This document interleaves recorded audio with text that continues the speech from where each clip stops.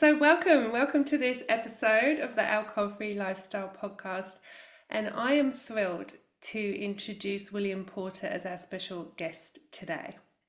William is the author of one of my favorite alcohol free related books, Alcohol Explained.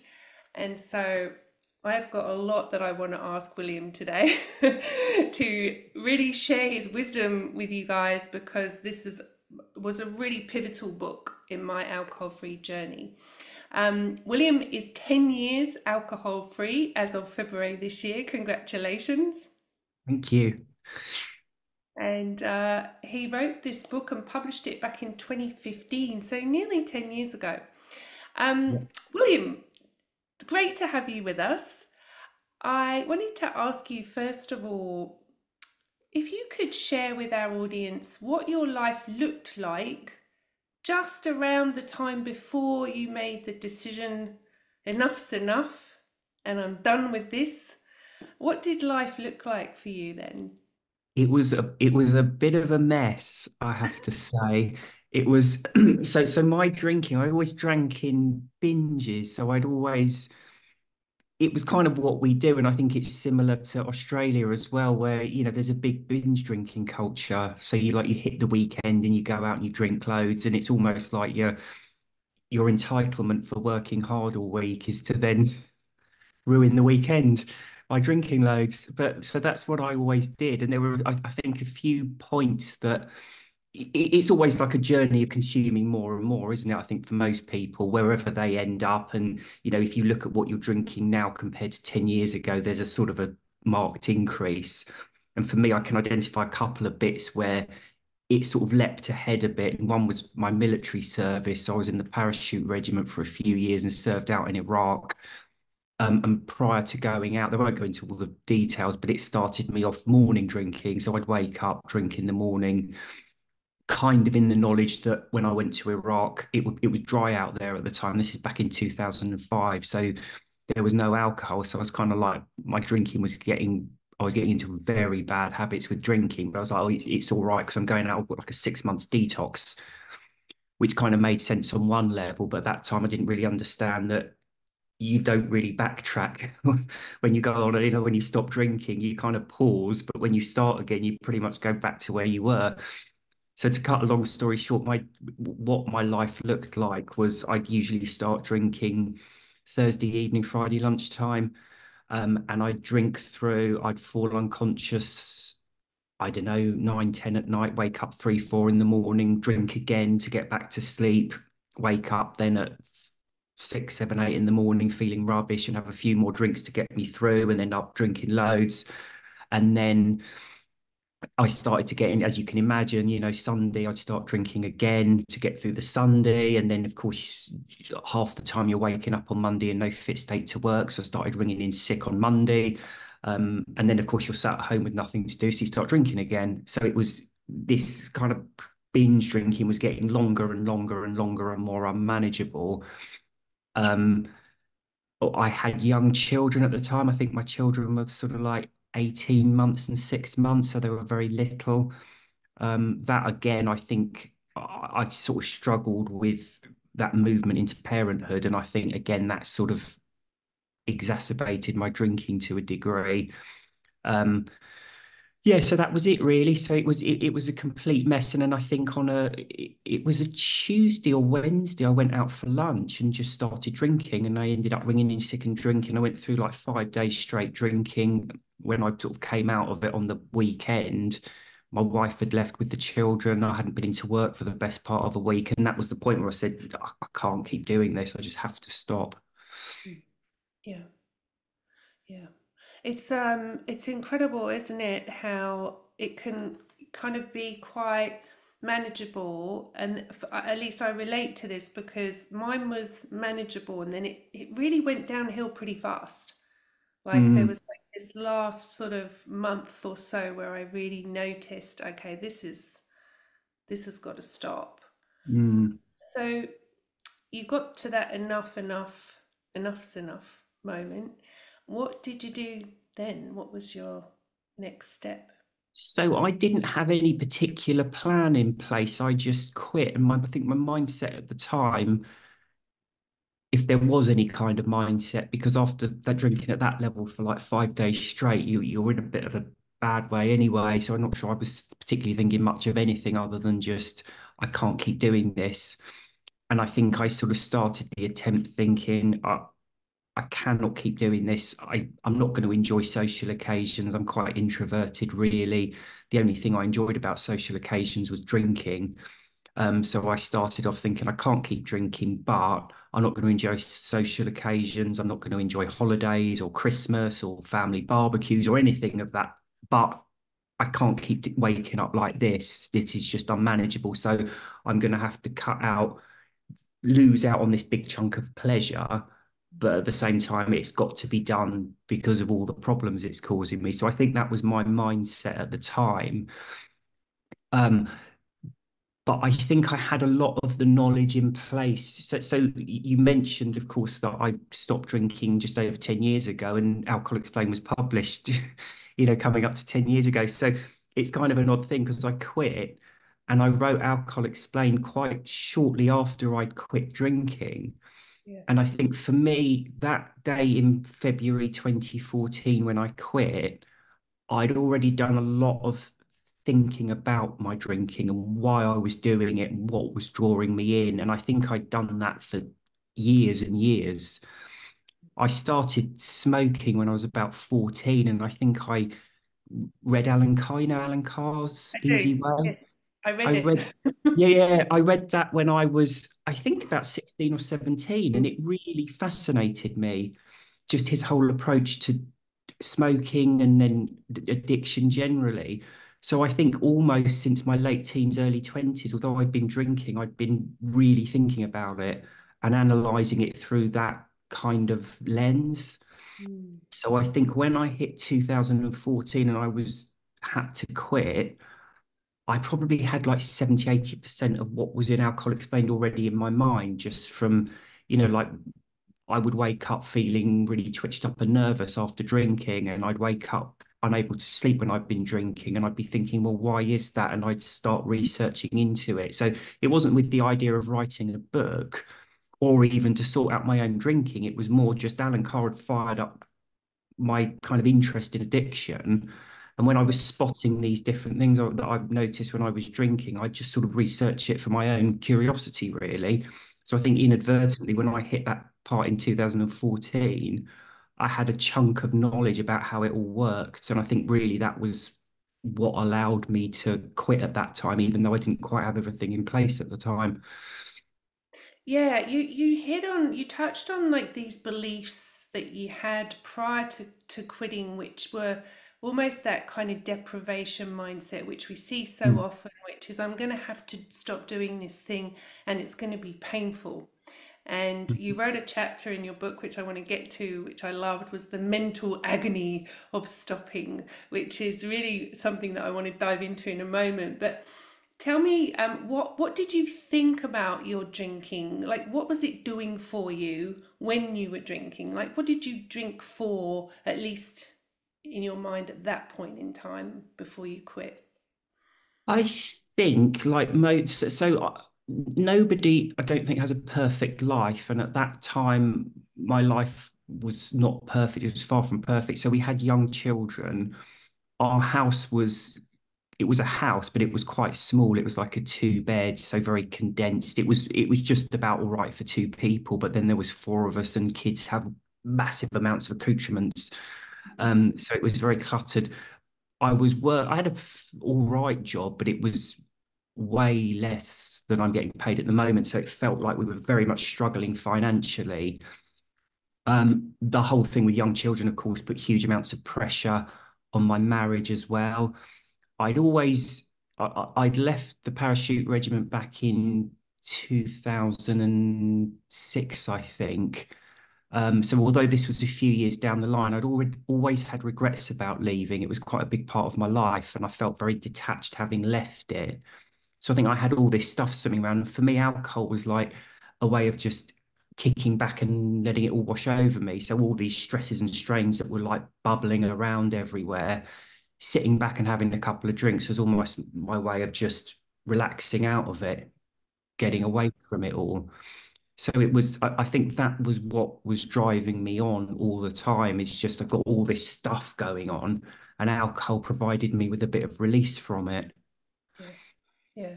I think that I mean that's certainly what we hear on a regular basis is it relieves stress, Hmm. uh, it relieves anxiety, Yeah. which I know I'm going to ask you about in a moment. It helps me sleep better.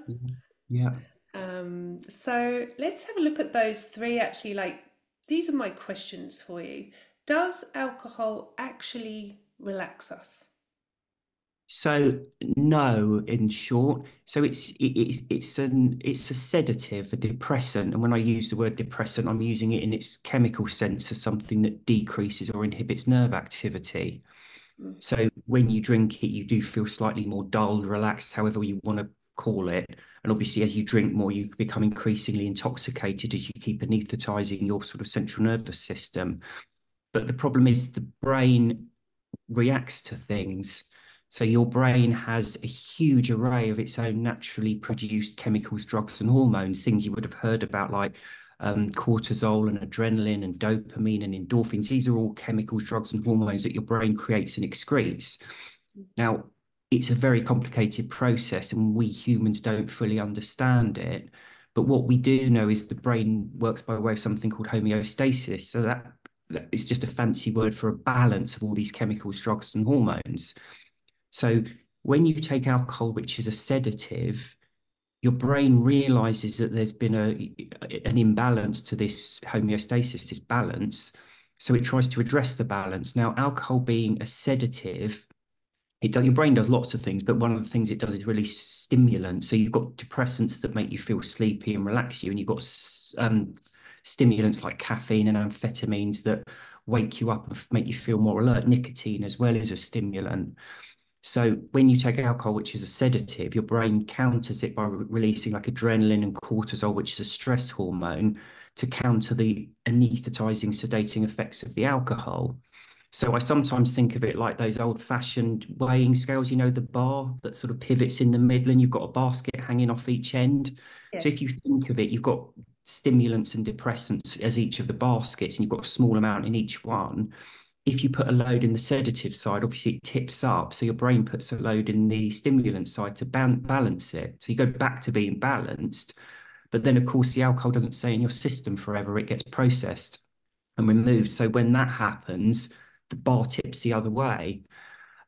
So another way of explaining it really is as simple as for every action, there's an equal and opposite reaction. So whatever sedating, anesthetizing you get from a drink, you get a corresponding feeling of anxiety and uptightness when it wears off. Yes. So there's a few points to take away from that. Firstly, from a completely like mental perspective, it doesn't relax you. Well, it does. It may make you feel slightly more sedated, but then whenever it wears off, you get that corresponding feeling of anxiety. Now, one drink will be a minor feeling of anxiety. Three, four, five drinks will be larger and larger and larger feeling of anxiety. But because your brain releases cortisol and adrenaline to counter it, those two things put your blood pressure and heart rate up. So although you feel relaxed, your body's going into a stress. So people who wear fitness trackers that monitor your stress levels, I think Garmin do it. Yeah. Um, Yeah. when you drink alcohol, your body goes into a huge stress response. So it manifests itself as massive stress because your heart rate's gone up, your blood pressure's gone up. So although you feel mentally relaxed, your body's having this massive stress hormone.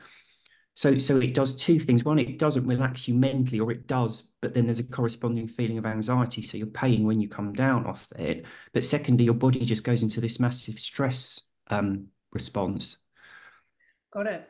And so, you've had your drink, and everybody talks about that moment of the sigh of the and that kind of relaxation that everybody seems to miss.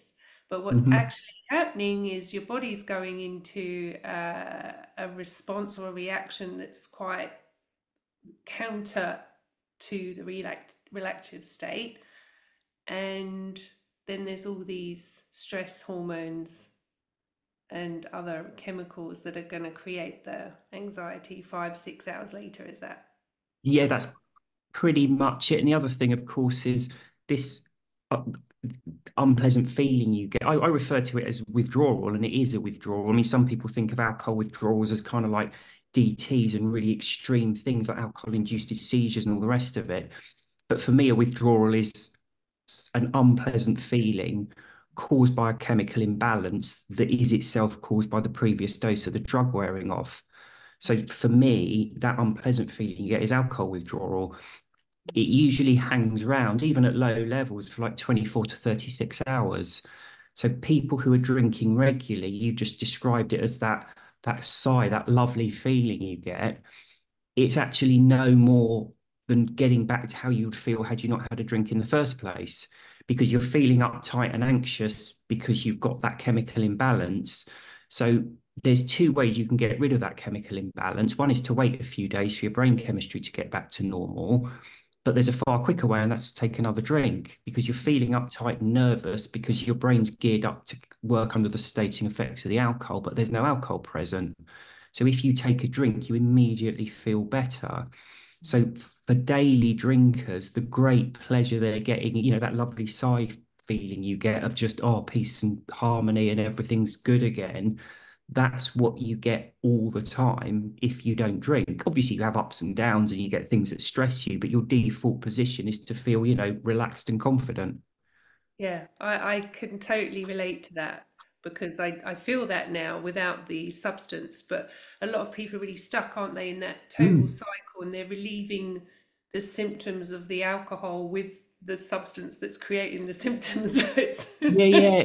It's a horrible cycle to be in, and it's incredibly hard to get out of it. Because I know at the time I sort of did an Instagram post a while ago, and it was how it felt to me is like you're in rough seas clinging onto a raft, and the rough seas are life and all the ups and downs it gives you, and alcohol's the raft, and you're clinging onto it, and you can't imagine letting go of it. yeah. And then various things happen and you let go. And to me, the analogy is actually find you're standing in like 2 foot of water. You didn't need the raft at all. And that's what it was like. You're sort of clinging on desperately, not really happy, not being able to control anything, but just clinging on for dear life to this raft and then letting go and thinking, I just didn't need it at all. Yeah. I'm suddenly standing on my own 2 feet again. And it's incredibly hard to see when you're in that cycle because you're going through that heightened anxiety. And the only time you feel good is when you take that drink. And the thought of letting go of alcohol is incredibly intimidating because you just think of the rest of your life with that horrible anxious feeling. But Yeah. actually, it disappears after just a few days. Yeah. Absolutely. I love that image. It's kind of almost comical when you think about it, that Yeah, we're all desperately hanging on to this thing and yeah, you let go and you're standing up and you're just fine. But it yeah. does, I do want to speak to that chapter, the mental agony of stopping, and you talk about the schizophrenic battle. I think it's also this cognitive dissonance is another way that people talk about it. Can you share a little bit about the mental agony? Because the physical part we've talked about. What about the psychological? So there's a few points to sort of talk about there. One of the big things is obviously the craving process, because a lot of people, when they're trying to quit, they talk about craving and get really bad cravings, and they talk of it almost like a thing that just happens externally, and you either have to suffer it or give into it. But actually, craving is a specific conscious thought process. So what happens is you get your trigger, the thought of an alcoholic drink enters your mind. And if you start obsessing about it and fantasizing about it, that's all you're doing. So you're taken up entirely with this thing. And this is why a lot of people say, I can't stop thinking about alcohol when they quit. But so you and I have quit drinking. You said you were 5 years, which is absolutely fantastic. Congratulations. And I'm 10 years. And we're sitting here talking about alcohol now. So we're obviously thinking about it, but we're not craving it. Yeah, So the difference is I probably spend, I don't know, 80% of my life thinking about and talking about alcohol, but I never actually crave it, because the difference is I don't sit there and think, wouldn't it be lovely to have a drink? Aren't I miserable because I can't have one? Maybe I can have one on just this occasion. And if you go into that thought process, that's the craving process. And it's a very unpleasant kind of mental toing and froing. And the trouble is, it distracts you from whatever you're doing in life. So, if you come in from a tough day at work and you just want to relax and have some food and watch a box set or read a book, or you're out with friends, or you're on holiday or Christmas or family barbecues, whatever it is, all of those things are inherently enjoyable, but they're only enjoyable if you're concentrating on them and enjoying them. If instead of enjoying the event, 90% of your attention is taken up with an unpleasant internal tantrum about wanting something that you can't have, you're not going to enjoy it. So again, there's a few ways you can get rid of cravings. I haven't probably got time to talk through it all now because it's quite an intricate process.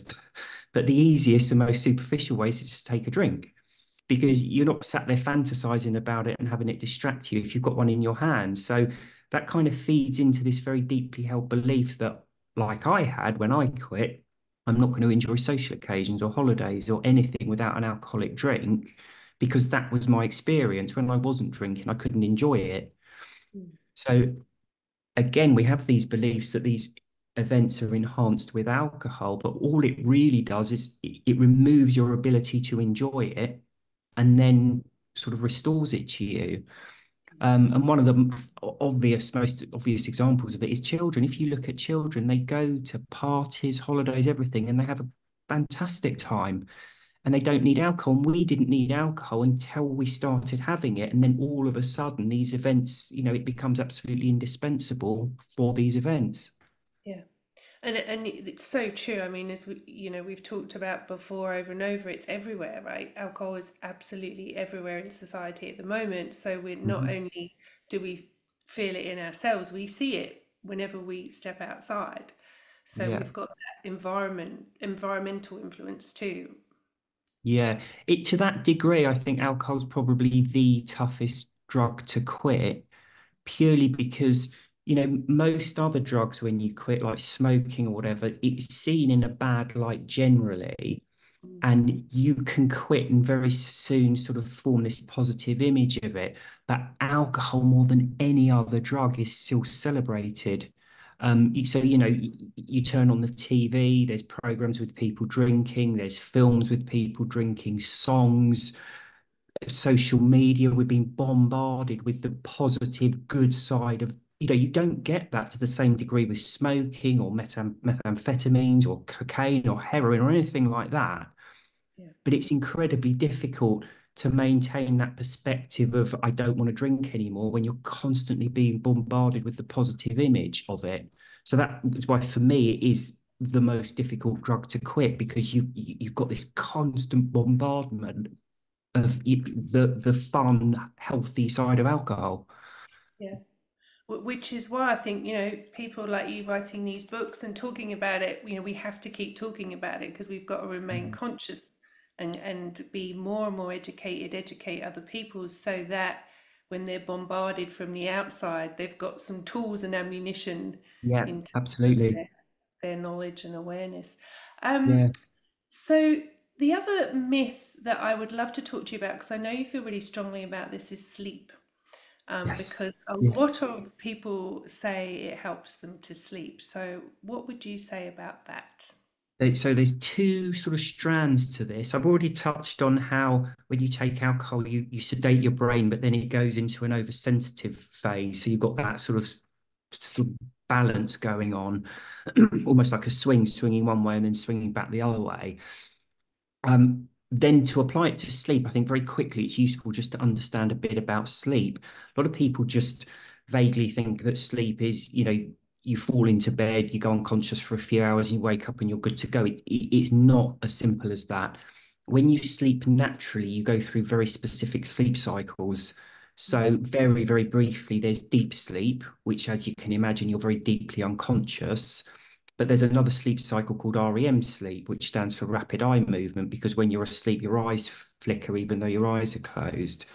Um, it's a very interesting sleep part of the sleep cycle, because when they monitor people in REM sleep, their brain lights up almost as if they're fully awake.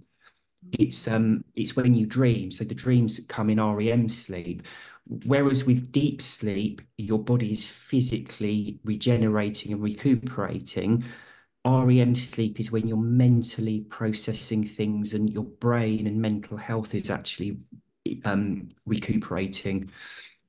Okay, so it's a hugely important part of sleep. They've done tests on rats where they've starved them of REM sleep and they've been dead within a few weeks. They've done volunteer studies with humans where it sounds horrible. You go up to this sleep clinic and you sleep there and they attach sensors to you. And when you go into REM sleep, they wake you up. So they don't stop you sleeping, they just stop you getting REM sleep. And within a day or two, people become very depressed, very disorientated. So it has a massive effect on your mental health.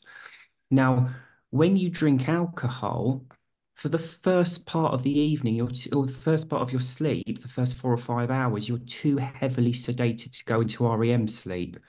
Mm. So there was a statistic I heard the other day where I think the average amount of REM sleep is 2.5 hours. Naturally, that's what you should be getting each night. Mm. If you have one or two alcoholic drinks, so not a massive amount, one or two will halve it. And then I think a couple more than that drags it down to like half an hour. So you're onto like a fifth of what you should be getting. And more than 5 or 6, you get almost none at all. So you're having this massive impact on your REM sleep. Now, alcohol has a half-life of 5 hours. What half-life means is how long it takes for the amount of drug in your system to drop by half. So if you have 10 units, within 5 hours, it's dropped to five. Okay. So what we normally find is when you hit that 5 hour mark, because the sedatives have dropped and the stimulant side starting to kick in, you wake up. It's almost like drinking. This is what I often say to people. Say you sleep from 11 at night to 7 in the morning. That's 8 hours. Okay. That's you at your best. Drinking alcohol is like setting an alarm for 3 or 4 in the morning and getting up and drinking 7 or 8 mugs of strong black coffee to lie there twitching and Oh, your mind, that's what happens. It's the equivalent because that's when the alcohol drops and the stimulants kick in. And that's why people find they usually wake up almost exactly 5 hours after their last drink to be unable to get back to sleep. Your body can be exhausted and crying out for sleep, but you can't physically sleep because you've got all those stimulants kicking around in your system. and is Okay. that what people call anxiety? Yeah, exactly. It's the same Right. side of it. It's almost like drinking, when you drink too much caffeine and you feel very on edge and nervous and you can't sleep, it's exactly the same thing. Yeah. So the point there is alcohol has a massive impact on your REM sleep. And, again, just to give a sort of a brief snippet of the summary, there's a whole world of difference between alcohol-induced unconsciousness and sleep. So get that into your mind. Alcohol-induced unconsciousness is not sleep. The biggest reported symptom of a hangover is tiredness, and even one or two drinks will interrupt your natural sleeping cycle. So it doesn't matter whether you're drinking a dozen drinks every night or just one every couple of days, it has a huge impact on your sleeping cycle. So it ruins your sleep and makes you feel tired, is the Yeah. short answer. But the other branch to this that I mentioned at the beginning, so slightly separate this. So you and I don't drink, okay? So when we get towards bedtime, our brain naturally starts releasing more sedatives to calm things down. It starts closing everything down, and we drift into a natural and restorative sleep. And that's why we've talked so much about good sleep hygiene, get away from the white lights, have a bedroom only for sleeping, a hot bath or relax or dim the lights or whatever. And all that really is sending the message to your brain to say, right, it's bedtime, start closing everything down so we can go into, as I say, natural sleep. When you drink alcohol regularly, your brain doesn't go through that process because it just relies on the sedating effects of the alcohol.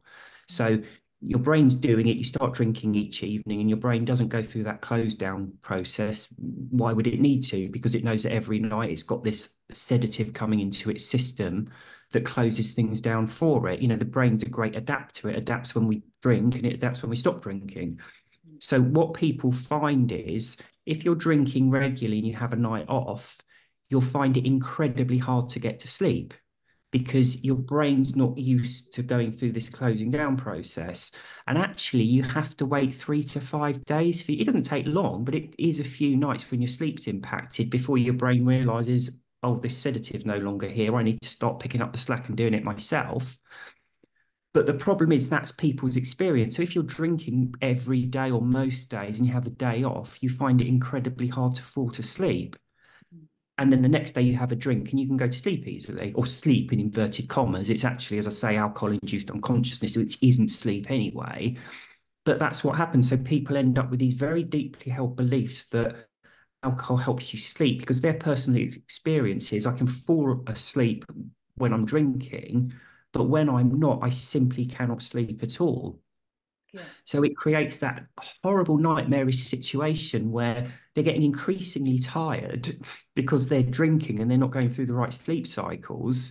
Sleep becomes increasingly precious, but when they try and stop, they can't sleep. So they're almost clinging on even harder to alcohol because it's the only way they can get to sleep. And as I say, they're becoming increasingly tired, not realizing that actually you need to jettison it completely, have a few nights of bad sleep before you get back to normal, then catch up on sleep. And that's when the tiredness finally leaves you for good. Yeah. Yeah. It's fascinating, isn't it? I mean, when you Mm. think about it, we're all running around thinking it helps me relax, it relieves my stress, it relieves my anxiety, it helps me sleep. But the reality is that it actually causes those problems, and therefore we're trying to relieve those problems with the thing that caused them. I think Yeah, that's the, exactly. Yeah. And I think this kind of stuff was the information I did have when I quit drinking. And I think that's what gave me the key to stopping is that I knew after a few days my brain chemistry would get back to normal. I'd feel much better. I'd start sleeping better. I knew that in a week or two I'd start to feel much, much better. And that was what gave me the key to quitting. And it was then over time that I found like social occasions, vacations, holidays, Christmas, all that were not only enjoyable, but actually more enjoyable without alcohol. I think that's how it all sort of pieced together for me. I think that mindset's so pivotal to long-term success. The mindset that it's actually life is actually going to be better without it. What Mm. would you say to people in terms of how do we really get ourselves to look at it in that way? Because everything's telling us you're going to miss out, you're going Mhm. to, as you said, it's going to be miserable. Yeah. So, what would you say to people perhaps that are listening that are like, yeah, but I don't want to miss out and I want to have fun and all those things that come up? I would so my experience is you do have fun again, you absolutely do. And like I say, you actually enjoy it more. When you socialize, your brain releases something called endorphins to make you feel really good. So a lot of the time when you're drinking and socializing, that buzz you get that feels really nice is actually mainly the endorphins. When you quit drinking, it takes a while to settle back into social occasions, but when you do, you get that buzz. Now, when you're drinking over the course of the evening, you eventually anesthetize that buzz. So though drinkers appear very animated and happy when they're drinking, if you look at them 2 or 3 hours later, the mood's dropped massively, and that's when you get the arguments and all the rest of it. Is because, but you, when you're not drinking, actually feel good for the whole evening. So to a degree, you have to trust the system. But the other thing I would say, which is a bit, may sound a bit counterintuitive, don't expect to enjoy it immediately. And the reason I say this, I was talking to someone the other day who was really struggling with these social occasions with this particular point. Like, I can't go out and enjoy myself without alcohol. Everyone else seems to be able to do it. And I think the problem was she was going day one expecting to really enjoy herself. And of course, you're probably not going, if you haven't socialized without a drink in hand for the past 20, 30 years, it takes a bit of time to get on with it. And I think this was why my mindset of a life, certain parts of life are going to be awful, I'm not going to enjoy them, actually helped me. Because I think if I'd started off thinking, right, I'm going to quit drinking, everyone seems to enjoy social events when they're not drinking, so I'm going to go to my first social event and expect to really enjoy it, I probably wouldn't have enjoyed it. And it would have been kind of like a massive blow to my morale and my determination to keep going.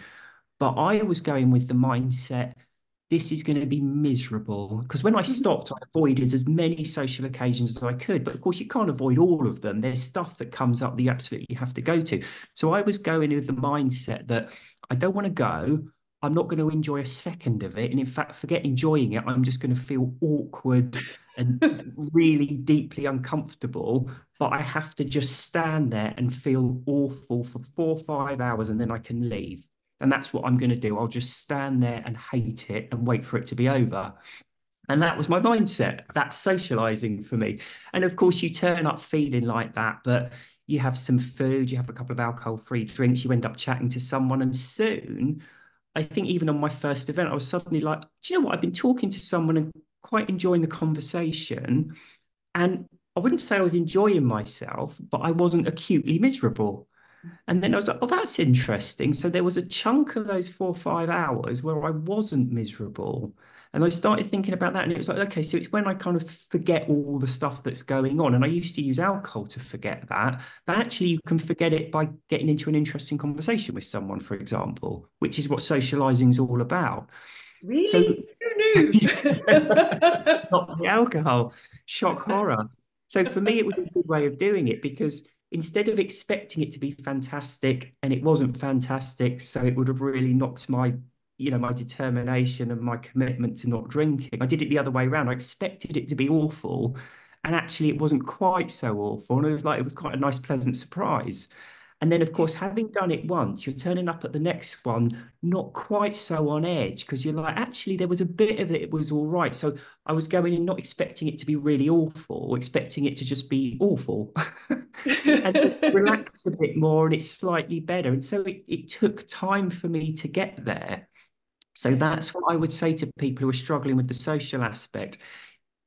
Different people are different. Some people are very extroverted, and I know people who quit and their first social event they go to, and it's like, oh, it was brilliant, I really enjoyed it. You might get that if you're lucky, but my advice would be it's almost like hope for the best, but prepare for the worst. Expect it to be awful, and then if it's anything less, it's like, oh wow, actually that's okay. And it gives you hope. And like I say, we used to be able to socialize without alcohol as a child. Okay. All stopping drinking is it's relearning a skill you used to have, i.e., socializing sober. But for me, it took a number of events to get back there. Other people will do it immediately, but it does take a bit of time, is the short answer. Yeah, and I love that realism because I think with a lot of the messaging out there on social media, it's all or can be very woohoo, look, this is Yeah, amazing, alcohol-free life. absolutely. And what can Yeah, happen, I think, people see that and then they don't have that experience, and so it's reinforcing the misery. Oh my God, yeah, that difference, they're different. I'm yeah. worse. Um, I know this is a tricky question, but I'm wondering if you can give an indication of how long one might expect to wait before they see the benefits, the physiological benefits of, the sleep. I only mentioned 5 nights maybe, but, the better sleep, the better mental health, energy, all those sorts of things that will allow someone to see that it's worth it because this Yeah, is yeah. we need to see that it's worth it, right? Yeah, absolutely. So what happens is when you stop drinking, I think the alcohol usually leaves your system, even in a very heavy drinker, 24 to 36 hours after you stopped. But about 5 hours in, the level of alcohol will drop in comparison to the stimulants that are in your system. So that's when you'll feel really anxious. The worst case is that anxiety, that additional anxiety will tail off by days 3 to 5. What people usually find is it peaks after about 24 hours and then slowly goes, and it should disappear between 3 to 5 days, gone entirely. So, what you'll find for the first few days, you'll feel very uptight. You won't be able to probably eat particularly well. Um, you'll find sleeping very difficult, as we talked about. And then you come out the other side of that and you start sleeping really well. So you're out of that anxious stage, but then you almost go the other way because, if you've been drinking for 20, 30 years fairly regularly, you haven't had a proper sleep for that entire period. Yeah. Okay, so there's a massive amount of catch up that your body needs to go through. So what happens is people spend the first few days feeling anxious, not being able to sleep, and then they go completely the other way. Now, what they will find is they're really lacking in energy, really heavy, really lethargic, and they just want to sleep all the time. That period of needing to sleep is it's incredibly hard to put a time scale on it because it can be anything from a couple of nights at the extreme outside 4 months, okay, which is quite a long period. But let me just explain where the 4 months comes from. So as you said, I stopped drinking 10 years. I wrote the book nearly 10 years ago, and I've had a lot of contact with an awful lot of people and found out their experiences of stopping. Until very recently, the longest period I've heard of that tired feeling was 3 months. Then very not long ago at all, someone said it was 4 months for them. So this is the extreme outside. What people will find is it's usually quicker than that. So a few weeks, hopefully a month or so. The average, I think, for even bad cases is usually about 4 weeks to a month. And what people find is they're feeling very heavy, very lethargic, very lacking in energy. And it's almost like one day they just wake up and think, oh, wow, I feel different. Because it's as quick as that. You literally one day just wake up feeling different. And that's when it hits people. Okay, so this is what not drinking is all about. So to a degree, you have to trust the system and know that it gets better. If you're feeling very heavy and tired and lethargic, it doesn't last forever. And I promise you, it's so worth it when you come out the other side, because that is the thing where you and I sit there and go, it feels so good when you're not drinking. And that's what we're talking about when you come out of that other side. So worst case, well, few weeks, month, but absolute worst case, 3 months. But just to highlight, aside from that, craving is a psychological process, and you can crave at any time about anything. If you're fantasizing about something you want but you can't have and it's distracting you from everything else, you're fantasizing, you're craving. So it is possible for the craving to outlast all of the physiological, chemical side of things, Yeah. just as a warning.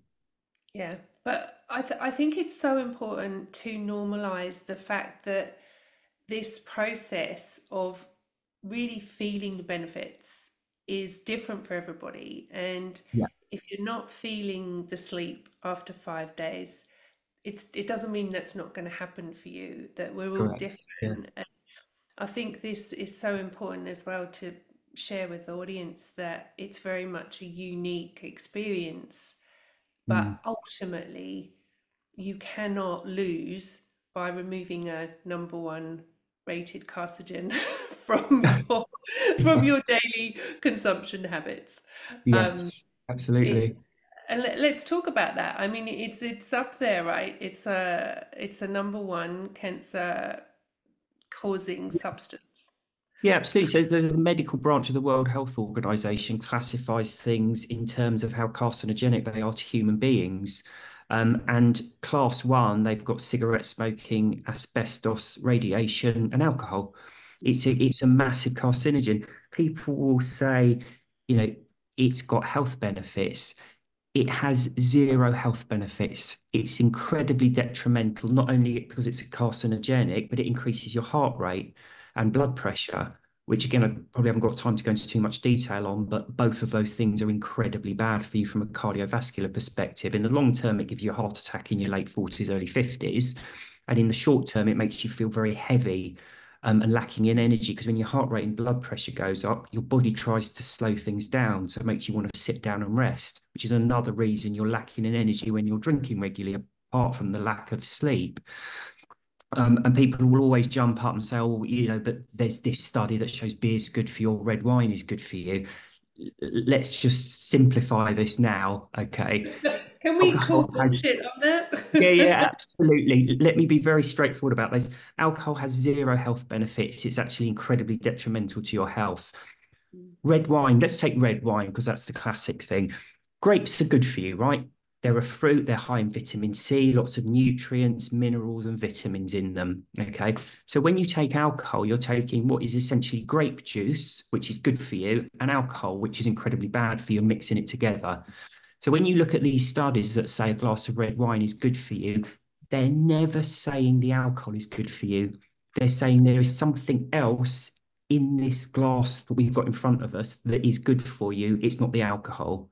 So if you want the benefit of that, eat some red grapes, have some fresh grape juice. You'll get all the benefits and none of the downside. And in fact, it's much, much worse than that because the fermentation process destroys virtually all of the vitamins, nutrients that are in grapes. So grapes are highly nutritious, full of vitamin C, etc., etc. Loads of good things in there. When you turn it into wine, you're essentially leaving it to rot. So it produces this very powerful carcinogen and it destroys the vast majority of the vitamins, minerals, and nutrients that are good for you.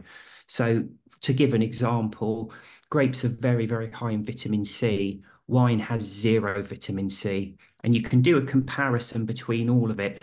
One of the very few, if not the only thing in there that is not impacted by the fermentation process is antioxidants. So it's about the only thing where the antioxidants in grapes and wine are virtually the same. And that's what people tell you is good for you. Yeah, So they right. produce this thing and say, oh, there's loads of antioxidants in it. And it's like, well, you've taken something, you've let it rot, which has destroyed virtually all of the nutrients apart from these antioxidants. It's also produced this very powerful chemical that's a carcinogen, class one carcinogen, and extremely damaging for your cardiovascular health. No, it's not good for you at all. Forget the wine, have a few grapes. Some grapes. It's terrifying, really, when you think about it, because to my experience, any article that says alcohol is good for you in some shape or form are articles that get shared and spread because it's the message Problem. everybody wants to hear, right? But Yeah, when you're talking absolutely. like you're talking now, which is the truth, this stuff is not widely consumed because people are still so attached to Mm, their drinking habit. What yeah. do you think we need to do? I mean, to get this out there more, I mean, obviously we're doing this, we're talking today. Um, what else? What else can we do? It is incredibly difficult because at the end of the day, journalists write pieces that they want people to want to read. That's what it all comes down to. I remember being on Facebook a while ago and there was one of those stupid memes about red wine being good for you. And I went back to the site that published it. And Mm. funnily enough, the previous post they'd done about someone who quit drinking. Okay, Oh, so that was like quite a positive piece. The one about red wine being good for you had, I don't know, like 10,000 likes and 1,000 shares. The one about someone stopping drinking had 100 likes and one share. And that's the problem. And obviously, Facebook, Instagram, all this social media, it works on algorithms. So the more people look at stuff, the more it shoves it under your nose. And the problem is when you're consuming alcohol, you don't really want to stop, or at least a big part of you doesn't want to stop because you can't imagine enjoying life without it. So if someone shoves something under your face saying it's bad for you, you sort of brush it away and ignore it. Whereas if someone puts something under your nose saying, oh, it's actually good for you, all right. It's, oh, yeah, great. I'll really concentrate on that because it makes it easier to keep doing it, which is what part of you wants to do. You don't want the difficult thing of having to face up to the reality. So I think all we can do is keep doing what we're doing at the moment. And I think two things. Firstly, what we're saying is actually true. So the truth will out. It takes a long time, but it will get there in the end. And secondly, the alcohol-free movement's gathering a lot of speed and more people are drinking. When I wrote Alcohol Explained, it was kind of like people had to have a serious alcohol problem before they wanted to stop. That was the big question. Am I alcoholic? Whereas now the question's shifting more to, is this a beneficial part of my life? Forget whether I'm chemically or psychologically or whatever dependent on it. Is it worth doing it? Is it bringing me more joy than it is pain? And when you start getting under the skin of it, you realize it isn't. So as more and more people join the alcohol-free movement, so we're encouraging the truth to get out there. So I think that's all we can really keep doing. yeah, I agree. And I think to your point earlier about the cigarettes, it's like drinking alcohol eventually may become something that we look at as a bit, ooh, what are you Mm. doing that for? Whereas at the moment it's quite the opposite. But there's Yeah, definitely a change, isn't there, in how we're seeing. definitely. And Yes. so, William, thank you so much for your time this evening. For me, it's this evening anyway. I'm not sure you. It's bright and Morning. early for you. Um, that I wanted to tell the listeners that this book, you have offered the first 5 chapters for free on your website. We'll have a link to that under the podcast in the notes. Is there anything else that you'd like to share finally as a leaving piece of wisdom? Because people that are listening to this podcast are generally in what we call contemplation and they're thinking about it. What would you have to say to them before we finish up, if anything? I would say for me, a lot of the thing that kept me going back to my drinking was my beliefs about it. So it helped me relax, it helped me sleep, it was my escape from all the stresses and strains. And the problem was, I think, for me for a while, they were such deeply held beliefs. I didn't even think of them as beliefs. I thought of them as fact because that was my experience of it. So what I would say is take nothing for granted. Okay, so don't sit there and think, okay, I'm happy when I'm drinking. I'm not happy when I'm not drinking. Therefore, not drinking will be me eternally being unhappy. Start to question everything. And a lot of people will tell you when quitting a drug, you make a list of all the downside to it and sort of cling on to that. I found it more beneficial to do it the other way around. Make a list of all the reasons you want to keep drinking, or you think you'll find it hard to stop drinking, or why alcohol is a positive in whatever way, or you need it. And then start going through them and asking, you really get under the skin of it, get very curious, and start understanding a bit more of the dynamic and ask yourself, each one, is that right? Is really, how does it work this way? And is it genuinely helping, or is it illusion and it's actually doing me more harm? Because we've touched on a few of these during our chat today. And actually, you like, hopefully like me, you'll find a lot of the things that keep drawing you in are actually false.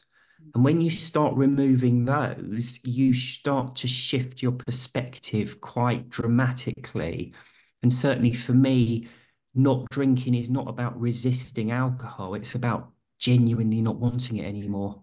Yeah, yeah, which is a totally different experience to the white Yeah. knuckling, which I think just to share with the listeners as well, that your book is also a book that can be read while the person is still drinking, right? Mm, But you absolutely, coach yeah. them through that process. So I think that's wonderful. So you can read the book without too much fear. Um, Yeah, it's like kind of it might not be the best analogy, but like if you're going to do something difficult like climb a mountain or run a marathon, you don't just go and do it. You prepare first. And for me, preparing to quit something is getting the knowledge about it before you actually undertake the attempt to do it. So that's not to say if you already quit drinking, you should start again before quitting the book. Absolutely No, not. no, no. No. It's not necessary to quit beforehand. Absolutely. Wonderful. Well, thank you so much, William. It's been a pleasure chatting to you. Really appreciate your time. No, thank you for inviting me. Um, I've really enjoyed it. Thank you. I know there's another book too, Alcohol Explained too. Yep. Yes. So we will keep being educated, and with education Fantastic. comes power. And thank you so much. Thank you. Take care. Bye bye. Bye, William.